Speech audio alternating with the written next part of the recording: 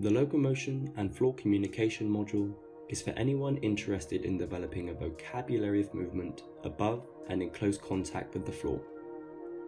Locomotion is essentially the movement of the body from A to B in space, opening up a world of bipedal and quadrupedal patterns, sequences, and variations. Whilst floor work is fantastic practice for those whose existing disciplines require close floor contact, such as dancers and Brazilian Jiu Jitsu practitioners, improved floor communication is also of benefit to elderly persons with fears of falling and getting up again.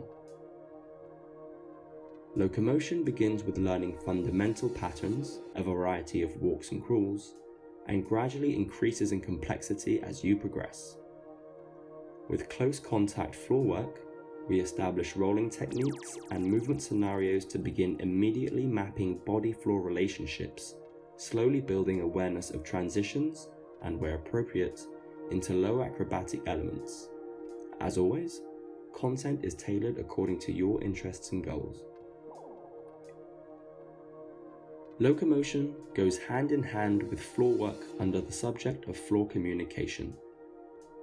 The floor is with us every moment of our lives and, in one context or another, you will meet with it.